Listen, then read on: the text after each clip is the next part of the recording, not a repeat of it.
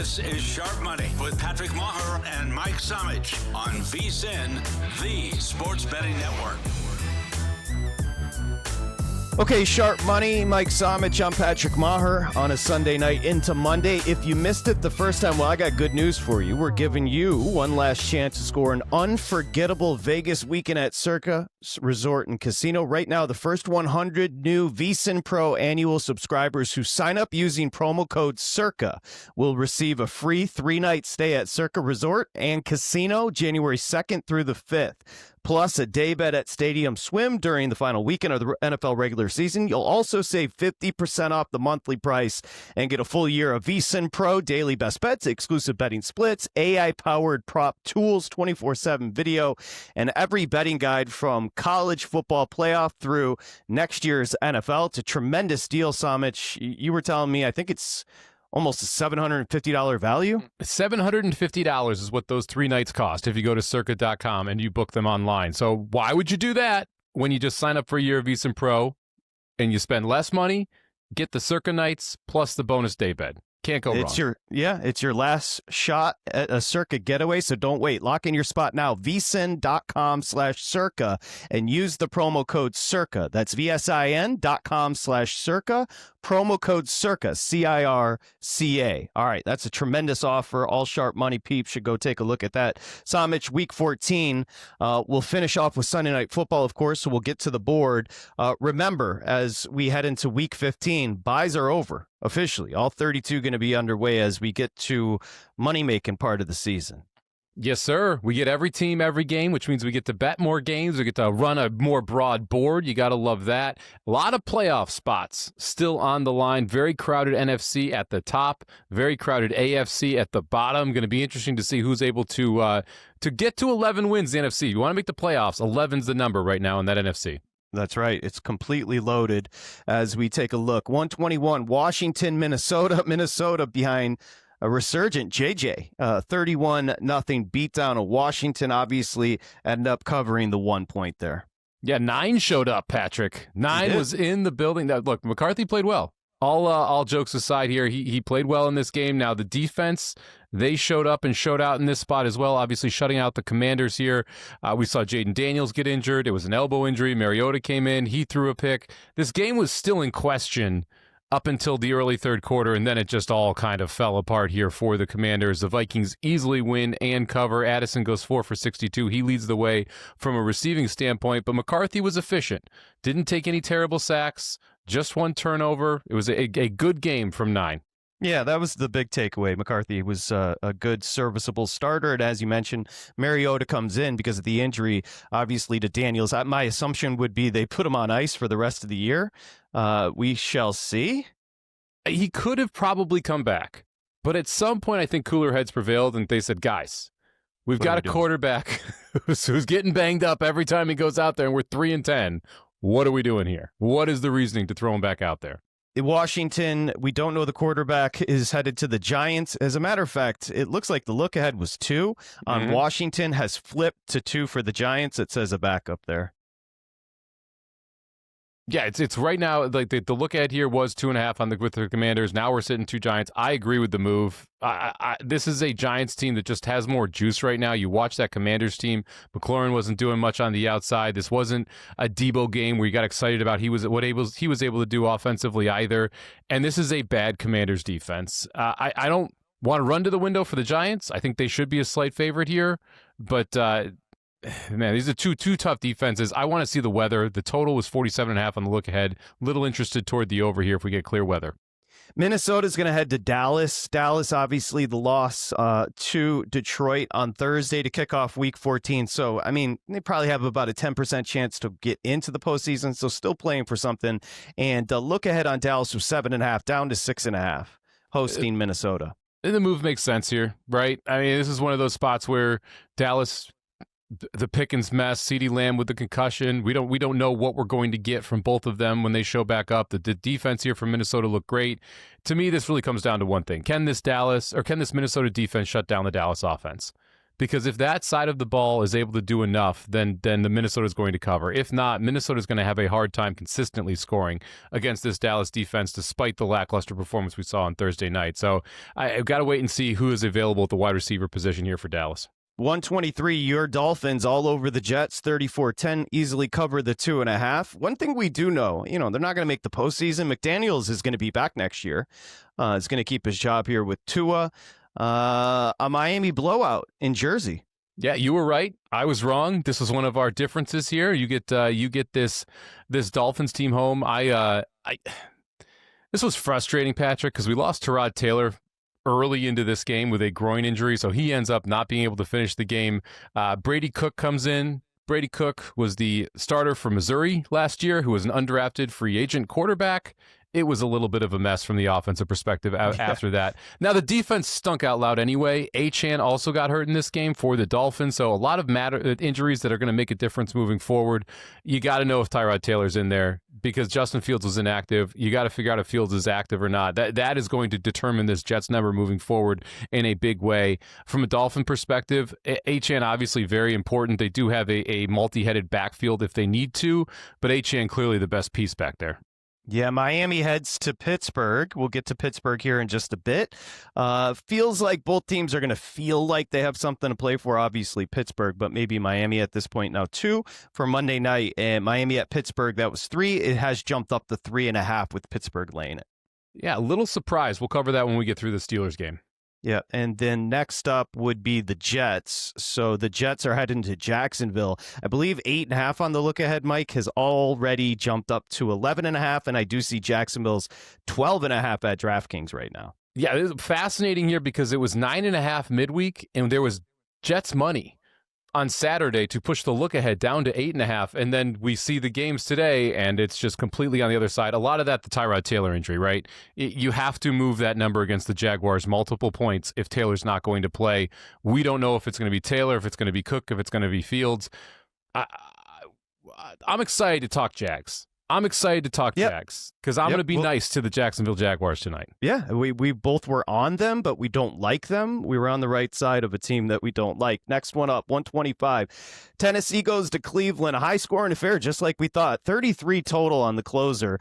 This was a 31-29 winner for the Titans at the Browns. The Browns don't hit on a 2-point conversion late. 4 touchdown passes for Shador. Not enough as Tennessee picks up the W here. Don't hit on a 2-point conversion late is the nicest possible way to put a donk of a 2-point conversion call where Quinshon Judkins ran past the guy he was supposed to pitch to, remembered, and then turned around and tried to throw the football. It was an absolute train wreck of a 2-point conversion when they had a chance to tie the game at 31. I came after a 2-point conversion earlier in the game where everything went wrong and Tennessee almost returned that for 2 points. Honestly, if you're Cleveland, you're kind of happy you lost this game, because giving the Titans a win and you taking the L here gets you closer to that number 1 pick, that's right? That's kind of what we're shooting for here. I thought Shador was okay in this game. Not great, but not bad. It's fine. Had a long 60-yard pass to Judy that he connected with, had a long catch and run, a short pass to Judkins, who then broke it for 58 yards. But overall, I thought he was okay. The defense in Cleveland was a mess. Like, where was this defense all year? This has been a dominant defense at home. They looked like they were in absolute shambles. Tony Pollard running all over them. Cam Ward actually looking good in this game. I feel bad for the 5 souls who took the Cleveland Browns in Survivor and went down with Shador Sanders to the Tennessee Titans. Yeah, Stefanski, I think, may have been doing the organization a solid with that 2-point call. That we're trying to get a draft pick here, peeps. So let's go Wildcat. I was on air for it. I'm like, that was such a galaxy brain call. You almost think he was intentionally trying to lose. Yeah, I wouldn't put it past him. Cleveland heads to Chicago. Chicago we'll get to, coming off a loss today. 7 on the look ahead for Chicago, hosting the Browns, and everywhere it's pretty much 7.5 with Chicago laying it. Yeah, fascinating game here. I cannot wait to talk Packers-Bears a little bit later, and then we'll jump into this one. Tennessee heads to San Francisco, 12.5 look ahead. You are seeing 13.5 with the 49ers laying it with Cam Ward and the Titans up in San Fran. Doesn't that seem a little steep, Patrick? It does, of course. Over 2 tutties? Over 2 tutties? Yeah, I don't know. I'll take it. I think that's a Titans or pass at that number. And I don't love this Titans team, but that's a huge number for a very bad defense in San Francisco. Maybe just a straight over there, too. That's another one where I think this Titans team, if the offense can do any clicking, they can force a game to go over in a hurry. That one, the look ahead was 44.5. Like anything, I like the over in that spot. Okay, next up is Pittsburgh at Baltimore. Pittsburgh picks up the important inter-division game here, 27-22 winner. Baltimore closed 6, obviously an outright loss. The Ravens are pissed, a likely touchdown that was waved off, an interception that was waved off. They only have themselves to blame. They couldn't get anything done offensively. Lamar was a disaster for most of the game. A win for Pittsburgh. Yeah, don't be a donk and it doesn't matter, right? If they had just played better for multiple stretches of this game, Baltimore would have won the football game. Pittsburgh was not running away from them, and Baltimore just consistently shot themselves in the foot. Like, the coverage was not good downfield against DK Metcalf. You had multiple turnovers. They just every time they seemed like they were really getting momentum, Baltimore did something dumb and flipped the momentum right back over to Pittsburgh's side. It's kind of felt like a classic Steelers win here, as they're just able to kind of find a way to get the job done, despite, again, not being the most efficient offense. I do like the fact that they stretched the field a little bit more here. This Ravens defense was bad. I mean, you give up 150 to Metcalf, basically. Rodgers goes for 284. I think these are both bad football teams at this point. But the Ravens season is just completely fallen apart because of the fact that they just never got back to the heights that they expected when they got healthy. Yeah, Pittsburgh right now, Mike, 165, AFC North, $1.65 favorite. Baltimore's plus 165, and the Bengals are sitting 15-1. Speaking of the Bengals, they host the Ravens for the second time in 3 weeks. Doing the math here. And it is Baltimore 3 look ahead down to 2.5. Yeah, look, it's Bengals or pass. It's Bengals for me. Yeah, I mean, we'll talk about the Bengals when we get to the Bengals-Bills game today, which is another banger. But I don't know how you back this Ravens team. I just don't know how you possibly think this is just going to fix itself in a week. Miami heads to Pittsburgh. Speaking of Pittsburgh, and Pittsburgh, as we mentioned, are 3.5 there. I kind of want to take Your the Dolphins. Dolphins. Yeah, I kind of want to take the Dolphins. I like the 3.5. I don't want to be sucked back in, but man, they feel like they're the right side in that game. 129. Pardon me. Seattle was at Atlanta. Seattle closed 6.5. They covered that easily, 37-9. A little deceptive because crucial turnovers, scores. Seattle. It's kind of a tight game for 2 quarters, and then Seattle just pulled away.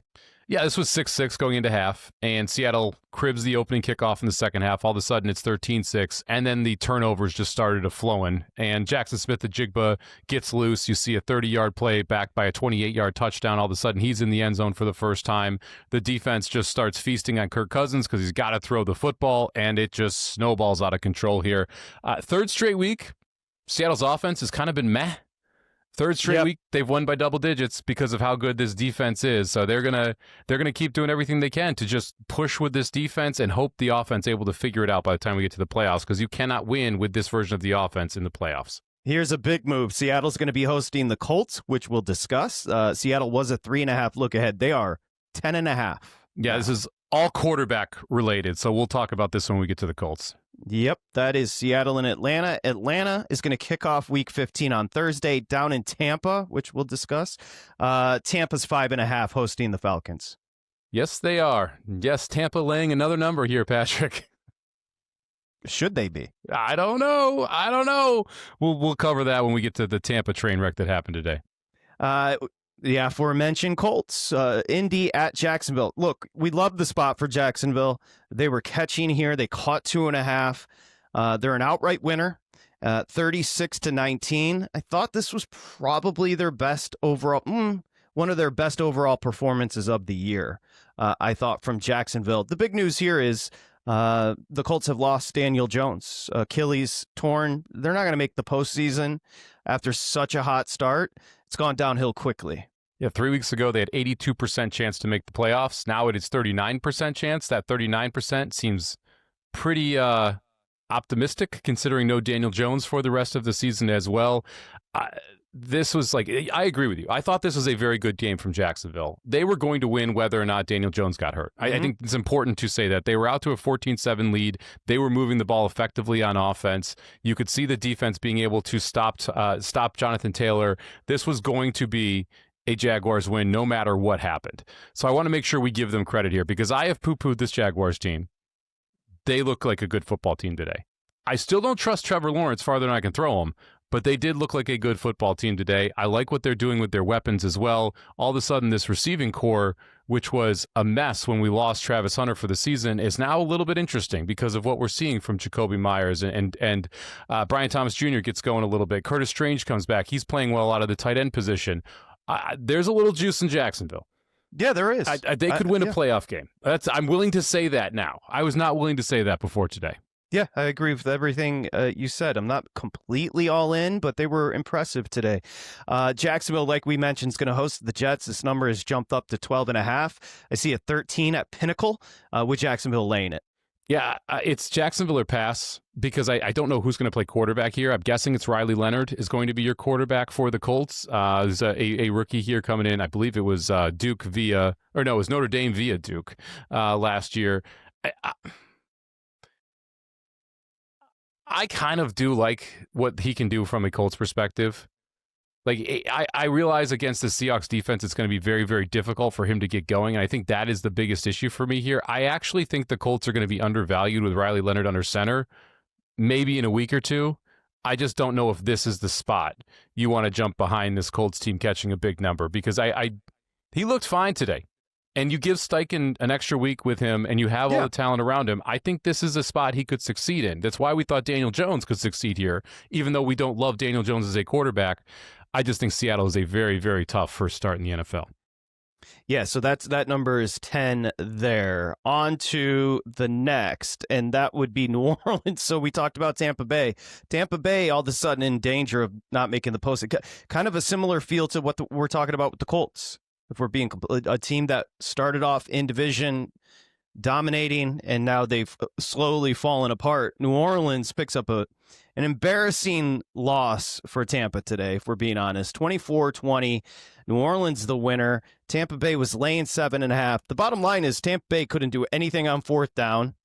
They literally couldn't. I think they were like 2 for 8. Third downs were a disaster. Giving up chunks to New Orleans. One of the worst. This is probably the worst performance from a team you expect something from today.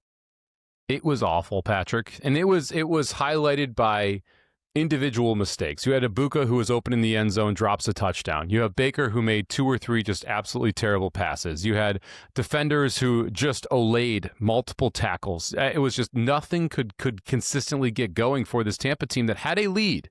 And then just kind of squandered that lead. And you go to the box score and you're like, this was a Tampa team that was favored by close to 10 points. They didn't win any of the statistics by margin. The total yards were close. First downs were close. There was nothing that said that this team should be that big of a favorite. They allowed Tyler Shuck to just run all over them. He goes for 2 touchdowns, including a 40-yard scamper where it looked like he was running through mud. And it was muddy. It was raining all game, but it looked like he was in slow motion in quicksand there. And somehow able to get to the end zone. Devastating loss for Tampa. Now they are tied with Carolina to top the division, and they play twice in the last 4 weeks as well. So this is going to be a head-to-head battle for the NFC South. Not a terrible price right now over at DraftKings on the Panthers to win the South. Plus 220. The Buccaneers are minus 275. That seems aggressive considering Baker has been bad Baker for 6 weeks now. We have not seen the MVP caliber player, the guy that was in the discussion early in the season, in a long time. Yes, Tampa got back Bucky Irving last week. He looked fine this week. Godwin's still looking better. Ibuka looks like he hit the rookie wall. They need Evans back. They need McMillan back. We'll see if they're able to get them back next week as they did start practicing last week. Tampa gets Atlanta on Thursday to kick off Week 15, and Tampa's laying 5.5. I'm going to pass. I mean, it's Tampa or pass for me, and I after watching this Tampa performance, without knowing if I'm going to get Evans and McMillan back, I've got no interest in betting the game. Carolina, we mentioned, man, think about this. They head to New Orleans. 2.5 look ahead, stays 2.5. A tricky spot for Carolina because this is a kind of a must win for them. given what just happened with Tampa, and you look in division, like this is a game, if you want to be legitimately a playoff team, you got to go to New Orleans and win this football game. Yeah, you do. And this is also a look-ahead spot. They've got the Bucs at home right after this game, so a little concern about the look-ahead, but you got to think off a bye. There's some juice in that building. Under 3, I'll lay it with the Panthers. Yeah, I would say, same thing. 2.5, I'll lay it. 3, we start to look into props. Let's put it that way. Let's see. Cincinnati was at Baltimore. They do cover the 6, a 39-35 win for Buffalo, but a bad loss for Cincy, kind of a gutsy win. It was Josh Allen, if we're being completely honest. This was Joe Burrow exquisite until the fourth quarter, where he threw 2 bad picks, really bad. And our first legit snow game of the year, like snow. Mm-hmm. Yeah, this was the classic Buffalo snow game, like where you have to come out and you had to shovel the lines in between commercial breaks so you can still see what yard line you're on. I think you put it very well there. Joe Burrow was awesome until he traded jerseys with Joe Flacco at some point in the second half and just threw these 2 awful picks, including a pick 6. I was thinking about this game, Patrick. These are 2 fun teams that are seriously flawed. I think that is like they are both an enjoyable watch. You have great quarterback play. You've got the weapons on the outside to help Joe Burrow along. You've got Josh Allen and his smorgasbord of average players on offense to help him along. You've got Cook in the backfield who can break a run every now and then. And then you've got flawed defenses that don't really do anything well. And you saw the Bengals, who rushed Josh Allen well in the first half, completely collapsed in the second half. They weren't in their rushing lanes. They allowed Allen to just be able to scramble all over him later in that game. It's just 2 flawed football teams. And you look at the 2 of them, and there's not a big gap. And it's kind of the reason why I don't think Buffalo has a legitimate chance to contend this year. Yeah, that's what I was going to say. Like, with one team that we're going to be talking about on Sharp Money moving forward will be Buffalo. Let's go ahead and eliminate Cincinnati. Dude. Can we? Officially? Finally? Are we allowed I don't know if we can officially do it. They've got Baltimore this week. Still in the hunt. Buffalo stinks. I mean, seriously, because Cincinnati's not any good. I mean, it's just really what we saw is each team has 3 remarkably talented players. Buffalo has 2. Cincinnati has 3. And those 5 guys just put on a show, and the rest of them were hanging around. I mean, if you're betting Buffalo going into the postseason, good luck, because if Josh Allen is above average, they lose. If he's Superman, they win. And good luck being Superman against the Texans. Right? If you draw the Texans defense, that is going to be that's a terrible draw, because your defense isn't good enough to stop the Texans, who aren't that great of an offense, but their defense is good enough to stop you. The Bills would need to draw perfectly to be able to get through this. They need to draw bad defenses with good offenses and win shootouts. Yep. Said it well. Buffalo, let's take a look. They head to New England. Wow, big one. Buffalo at New England. New England was 1.5 look ahead. Have we flipped here? Buffalo's 1.5 right now, laying it in New England. It's New England or pass. At 1.5. I'm going to wait to see where this goes, though. I want to see if I can get a 3 on New England if this Buffalo momentum continues to hit, because I think New England's the right side of the game. I agree with the look ahead that New England should be the favorite in this game and not Buffalo. And I will wait out what my best number on New England is that I can get. We'll stop doubting this New England. Not you, and I'm not talking you particularly. New England, we already saw. New England went to Buffalo and did exactly what they needed to do. And now they're going to be. Vrabel is going to love letting them know you are dogs. Well, he's gonna relish that. That's the thing. They're coming in. They're dogs in the game. Like they're off a bye. It's for the division. This is your kitchen sink Super Bowl game. If you are the Patriots, and I get that people would say, "Well, your kitchen sink game was at Buffalo." No, now you're coming off your bye. You have something to play for. You've been talking about this for 2 weeks, that you can win the division and possibly get the 1 seed in the conference with 1 win over your biggest rival at home, and you're a dog. Go get it, right? And it helps that Denver, who we're going to talk about, they won again. So Vrabel has so many selling points. Mm-hmm. This is just a coach's just dream matchup here, dream situation. So I do like this Patriots team quite a bit. We need a little better number. I want to hold out and hope I can get a 3 somehow. Okay, next up, bettors beware. If you laid it with Denver at Vegas, I'm sorry. This ends up, what was it, 7.5, ends up being a 7-point win for Denver. And this all came down to a penalty, delay a game. A defender there, Denver, got called. Dead play, 4 seconds to go. Carroll down 10, brings out the field goal unit. They kick a field goal as time expires, a meaningless field goal. And that is a covered number for the Las Vegas Raiders. Yikes. This one cost your boy a lot of money, Patrick. I'm sorry. Pretty unhappy about it. I genuinely mean that. I'm sorry. Pretty unhappy about it because I played my donkey parlay, and if everything holds, this will be my one loss on that parlay ticket. Cost me a pretty penny here. Ridiculous play. The defender doesn't really hit the ball, but sort of does. And there was 4 seconds left. They were never getting to the line of scrimmage to spike the football. The game was already over, but we have some ref ball here. They throw the flag. Rough. And the kick goes up and good because, hey, why not kick the field goal instead of throwing it to the end zone or doing whatever? Also, Sean Payton decides to not kick a field goal at the end of the first half. He had a 62-yarder with 3 seconds on the clock. He throws a Hail Mary, doesn't work. Also doesn't kick a field goal in the second half to go up 13 with 58 seconds left, which PS would have been the correct thing to do mathematically, because if you go up 13, you have to give up 2 touchdowns to win. If you're up 10, they could kick a field goal as soon as they get in field goal range, onside kick, Hail Mary. Right? There are ways to make that work inside 58 seconds, whereas 2 touchdowns are nearly impossible with that amount of time. But I digress. Look, this was a sleepy win by Denver. They just kind of did what they needed to do on offense. They knew that the Las Vegas defense or the Las Vegas offense was never going to score enough points to be able to beat them. So it was just kind of a sleepy victory from Denver, kind of a Seattle-esque victory, if you will, where they did what they had to do, get out of Dodge, don't get anybody injured. So we may have the Denver may star in the game of the week in Week 15. The Packers at the Broncos. 1 on the look ahead, Green Bay. Green Bay has been bet up to 2. FanDuel is Green Bay 2.5 in Denver.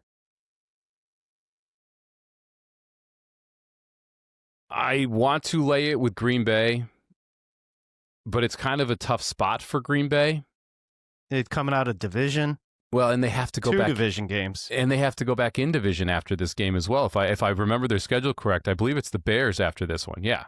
The Broncos is sandwiching 2 Bears games. It's a horrific spot for Green Bay. And so this is one of those games where you're like, we don't really need to win this game. We have to win next week against Chicago. So I will pass, but it would be Green Bay or pass for me. Yeah, it's a terrible, you said it well, it's a terrible spot for them. Vegas, because they're fun. They head to Philly, and Philly is 12.5. DraftKings is Philly 13.5. I mean, I'm just not going to bet it. Because it's Vegas or pass. Like, you can't lay 13.5 with this terrible Philadelphia team right now. I agree with that. Okay, your Packers, a 28-21 win over Chicago. Push on the 7. If you got the 6.5, that's a good win. If you back the 6.5 here with Green Bay. Really good football game. Odd call by Johnson late on 4th and 1, down a touchdown, really deep in Green Bay territory. I think on maybe the 15, Somich, and he rolls out Caleb to his left as opposed to just picking up the first down. Did not love that, but it's a huge win for Green Bay. Yeah, big win for Green Bay. I left this game impressed with both teams. I thought Green Bay did a great job in the first half slowing down the run game from Chicago that had given people so many problems, forced it onto Caleb Williams' shoulders. I thought Green Bay did a very good job of taking advantage of the Chicago defense, specifically when they blitzed and taking chances down the field, creating big plays. I thought Caleb Williams played well in the second half, Patrick, and I've been a not Caleb Williams guy. I thought he looked a lot better in the second half here when they absolutely needed him to be good. I thought he was good. And that's a pretty positive Chicago Bears statement from me, because he's been, to me, the biggest bugaboo. It's the defense is living off turnovers, and Caleb Williams is kind of not good at football. I'm willing to go to Caleb Williams could be good at football one day now, versus he's just kind of not good at football. Yeah, that is very benevolent of you. I thought he was kind of awesome in the second half. Wow. I don't know about kind of awesome. He was good. He was the second half. They got the run game going, and they were running the hell out of the ball in the second half. They dominated time of possession. They kept that Packers offense off the field, and you could see the Packers defense getting tired. That's when they really were able to run the football, and that's when Caleb really took off. I want to see him do it without the run game complimentary if we're going to say he's a phenomenal quarterback, but like I thought he played very well in structure today. He ran the ball when he needed to, was able to extend plays. He was constantly under pressure. The Packers did a great job getting pressure on Caleb Williams all day against what's been a very good Bears offensive line. So I came away thinking higher of the Bears and feeling the same about the Packers. The two tough-ass teams, well-coached. Like, there's nothing you cannot. I totally agree with everything you're saying. I can't come away putting down Chicago for the loss, and equally I say great job by Green Bay. I just, there's a little juice there too. I mean, you saw the handshake, which was a little frosty with LaFleur and Johnson, just the way it should be. They're going to meet again. You mentioned the sandwich spot with Green Bay going to Denver, which is nasty. A little bit of an odd spot for Chicago as they stay home. They were in Green Bay today. They head home, and here comes Cleveland, and Chicago's laying 7.5. I'm a supporter. I like Chicago because I like Johnson. 7.5 feels a little dubious here. It feels a little big, doesn't it? Like it's Cleveland or pass. When this is totally Cleveland or pass. Here's the thing with the difference between this look ahead and the Green Bay look ahead. Green Bay is going to Denver, who is a 10-3 team, who is a good football team. Like there's some juice around that game. Chicago is playing lowly Cleveland. Sleepy. It's just not a spot where you're going to play your best football. Sleepy. Is their B game, B minus, C plus game good enough to cover? Maybe. But you have to assume you're not getting the Bears A game in that spot when you have Green Bay on the other side. The Bears just played the Lions in Green Bay. They're on the plane ride home. They're like, Cleveland just got beat by Tennessee. Oh, God, we got to play that team. It's a really sleepy spot.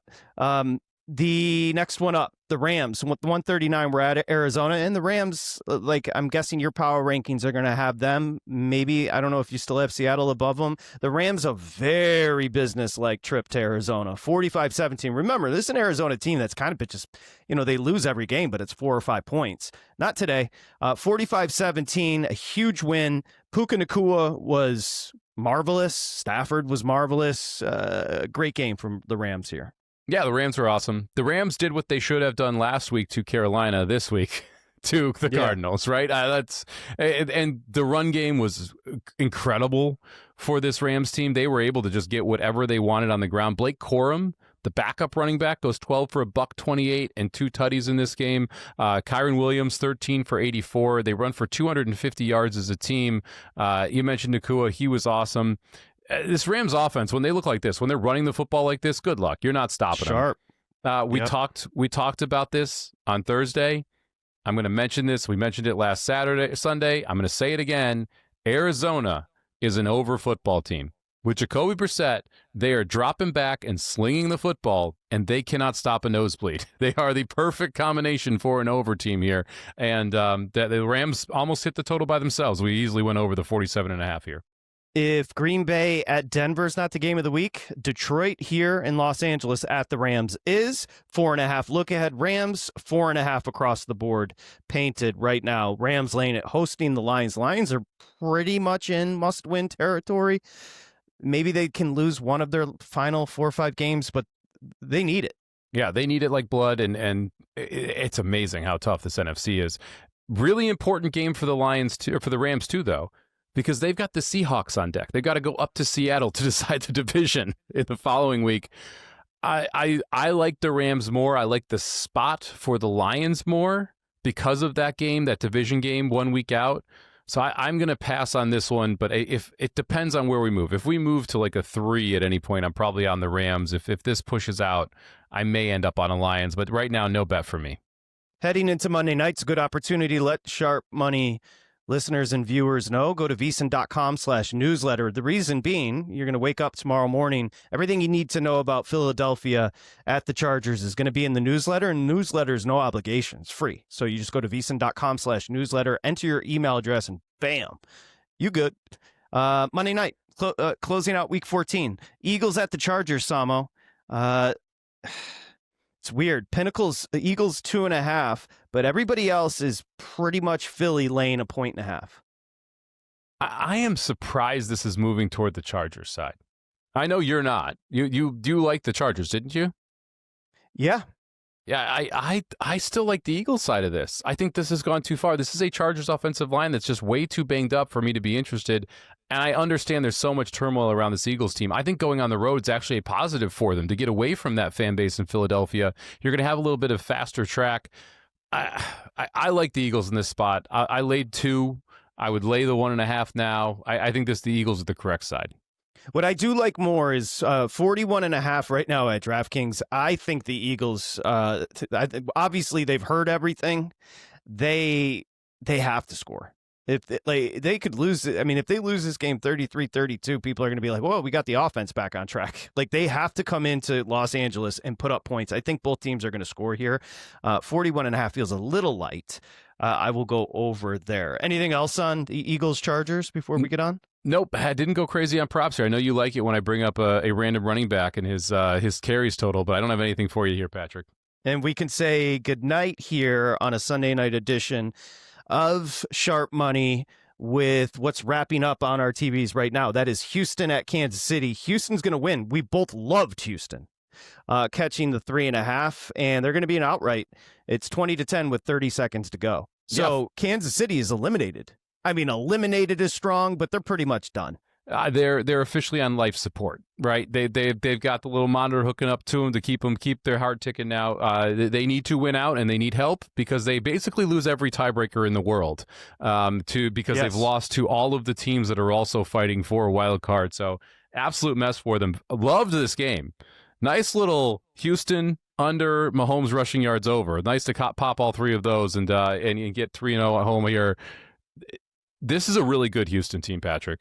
Their defense is so ridiculous. They are so fast. They didn't even have a good game from Hunter in this spot, but you got 2 sacks from your interior defensive line. You have multiple interceptions.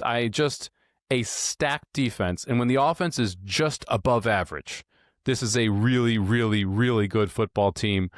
We'll see what we get moving forward. It's a defense at all 3 levels, too. The secondary is ridiculous. When you have a secondary like that can come off that rush, good luck. If they get into the postseason and they're going to move to 8-5, they get into the postseason, they're going to be a freaking dangerous team. They are the one team I don't want to play in the AFC. If I was any other team, I would want to be avoiding this Houston's Texans team because it seems like Stroud has figured something out when he was injured. He watched Davis Mills play. Davis Mills actually got this offense going a little bit. And all of a sudden, Stroud is emulating some of those things, getting the ball out quicker, utilizing a few more of his targets. Like he is finding ways to create time in the pocket, get it going. Like this has been a much better version of C.J. Stroud since coming back from injury. And you mentioned it. This defense, they're the best defense in football. They have playmakers at all 3 levels. They have 2 great cornerbacks, 2 great safeties, 2 great edge rushers, one of the best linebackers in football. There is not a weak spot. There's nowhere to attack. And it makes them such a tough out when that offense is able to produce anything. I like this defense better in Denver. I like Houston. Houston, Seattle, Denver. That order to me. Yeah. I think I like Seattle a little bit more in Denver, too. I think that's a good point. Okay. That's it. Sharp money. Good one. Crisp, efficient. Don't forget VSiN.com/circa. Trust me, you're going to want to go hang for a few days at Circa. So make sure you check out that deal. Samo, we'll be back on Thursday. These week 15 numbers are going to bake. Remember, no buys. It's going to be a busy-ass week. Let's go. 16 games, lots of backup running back props to look at, Patrick. Which I can't. I'll be holding my breath until Thursday. And we will see you then. Sharp money.